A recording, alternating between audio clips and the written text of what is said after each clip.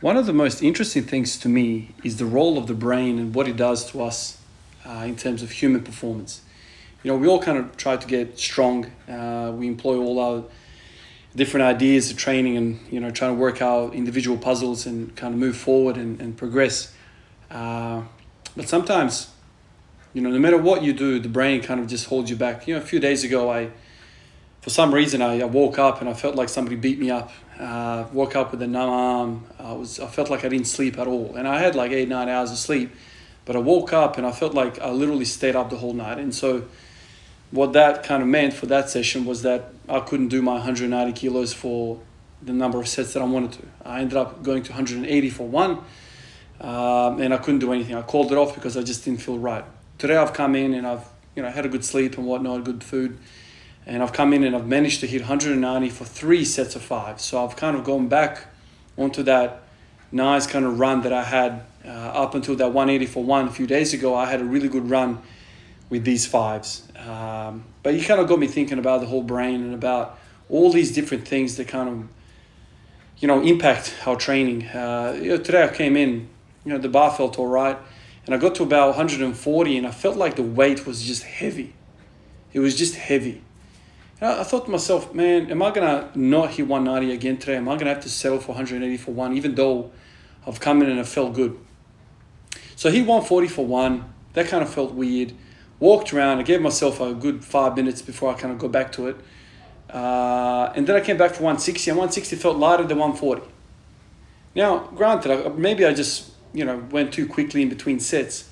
And that might as well kind of explained everything. But the sensation that I felt when I unracked 140, my brain was kind of telling me this is way too heavy. This is way too heavy for what my kind of brain, what my subconscious kind of thinking imagined 140 to feel like. And so then it's a cascade of events after that. If you're on record weight and you're feeling crushed by it, it's not going to go well for you, man. You're going to be in a state of shock. And, I automatically I think about that time that I tried 220. As soon as I unracked that thing, it felt light on me because I was kind of doing pin squats around that time.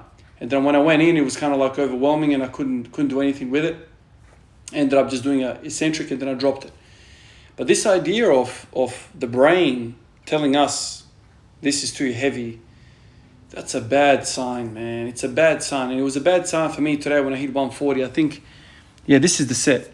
So it's I'm just thinking about it right now. Like it's one of those things. It's like it shouldn't feel heavy, man. Like I took 190 for 3 sets of 5. That should feel heavy because it is heavy. But 140 shouldn't feel heavy. Yeah. Oh man, I just start thinking about like all these different ways that people use to trick their brain into kind of, I don't know what it is. Increase sympathetic drive, increase adrenal kind of activity. Anything just to kind of fire us up a little bit. And, granted, when I train, man, I'm basically half asleep compared to other people. Like, I don't like to excite myself. I don't bang and make a lot of noise. I try to move like a ninja, man. Just no noise. I'm just moving a whole bunch of weight and that's it. I don't want to make a racket. I'll explain, where I got the kind of those ideas from. And it's Pavel Tsatsouline and it's Matt Perryman.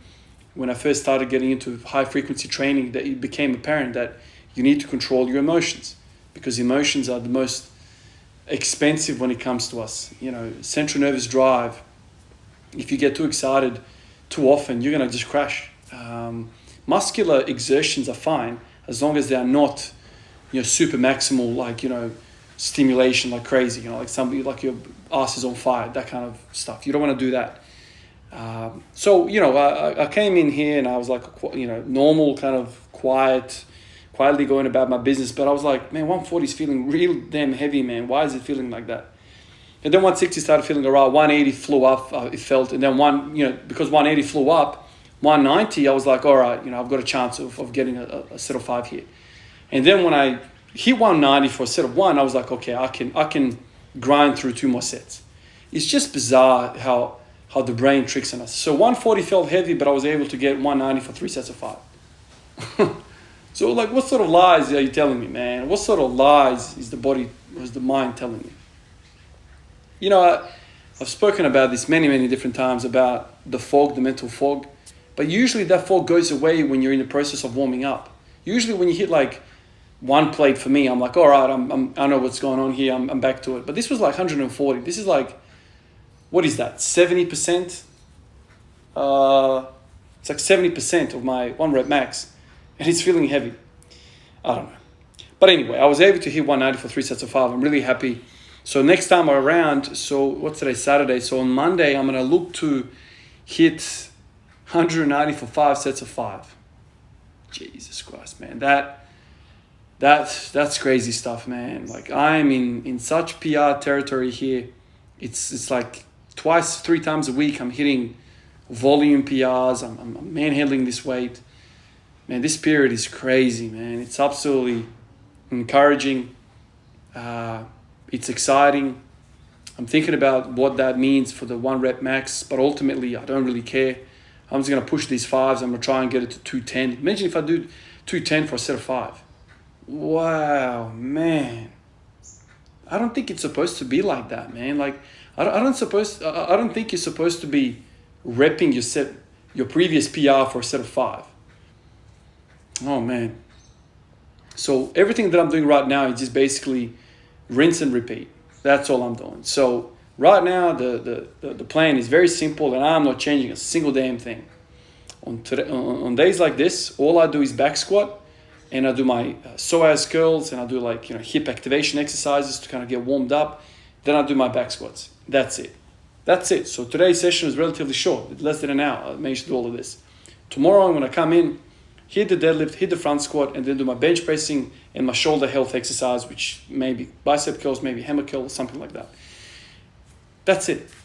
Literally, that's all I'm doing. And right now it seems to be that what I've got on the plate right now is everything that I need. And you'd be absolutely mad to change things. I've said in the past, man, I don't care if it's boring. I don't care if it's the same damn exercises for 50 years. If it's working, if I'm feeling good within myself, within the hips, within the shoulders, elbows, within the back, I just keep on going. Right now, I wasn't expecting to hit 190 for set of 3. I was actually thinking about, I'll just hit 1, maybe I'll reassess number 2. I got 3 sets of 5. I'm probably thinking to myself right now, I probably could have got a set of 4, maybe 5. 5 would have been an absolute dogfight. But it's I don't know. I'm just super relieved, super happy after all this hip pain. Seems like years on end. I finally found a balance. What I'm not showing you guys on the screen is the stretching. Now, the stretching is something that I haven't really shown much, and I don't stretch before training sessions, and I don't stretch after training sessions. So I don't stretch in the garage at all. What I've been doing, man, is when I'm watching TV, when I'm on the computer, when I'm in bed, I literally just cross my legs over. So if you can picture yourself sitting on a couch, I literally grab one ankle and I put the ankle on the other quad. I think it's called a figure 4. If you're on the ground, it's called a figure 4 stretch. And that's it. And I just lean into it and I feel that kind of lateral hip, TFL, kind of hip flexor. Hip flexor, if you kind of lean back a little bit with it, that's what I feel. And maybe that's got a lot to do with as well. The thinking that I'm doing, the reason why I'm doing all of this is because I feel like I get a better sleep when I'm stretching. We all know that heavy lifting, strength training, basically just puts tension into our body, and our body kind of studies that tension, and it gets good at dealing with tension, which is essentially what strength training is: producing tension through the core, through the muscles, through all of that, and to kind of put it in the bar and move the bar.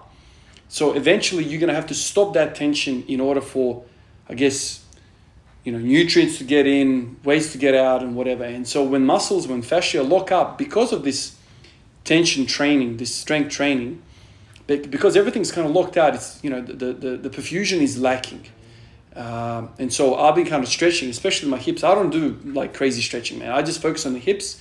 I don't even hit the hamstrings or the quads or anything. Sometimes I use the gun, the massage gun, and I just smash the quads. So it's very, very kind of minimal, but I'm just doing exactly what I need. I'm hitting the spot that in the past has kind of caused me pain. And I just get into that leg cross position and I just sit there. And last night we watched the movie for 2 hours. And basically for the whole time, I just kept swapping over. It's just like a 2-hour stretch. A few weeks ago, I listened to Joe Rogan and David Goggins, and he says he stretches like 2 hours a night, man, or 3 hours a night, something like this. It's a lot of hours a night. And what he does, he just basically sits on the floor in his lounge room as he's watching TV, as he's chilling out with the family, whatever, and he just sits there and that's it. You're going to be laying there anyway, so might as well make it a bit more productive. And so that's all I've been doing. So what I said with the program and what I'm doing now with the thing, and that's it. In terms of calories and all that sort of stuff, it is the same old stuff that I've been doing in forever. I have a light breakfast and I have a heavy lunch and heavy dinner, and that's it. I'm not snacking. I'm not doing anything spectacular.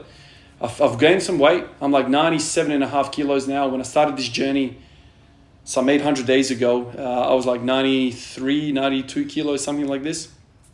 So that's a good 5 kilos increase. And recently I've put on a lot of weight, it seems. The body looks like it's a lot heavier. But when you are doing so much volume as I'm doing now, 5 sets of 5 on the bench press, 5 sets of 5 on the squat, doing deadlifts, doing these bicep curls, like there's definition now, and I look heavier than I am, although 97 kilos is pretty heavy. But that's kind of the magic bullet right now. That's the magic kind of setup, and I'm not going to change a single damn thing. I'll just keep doing what I'm doing. All right, guys, I'll catch you guys in the next one. Peace out.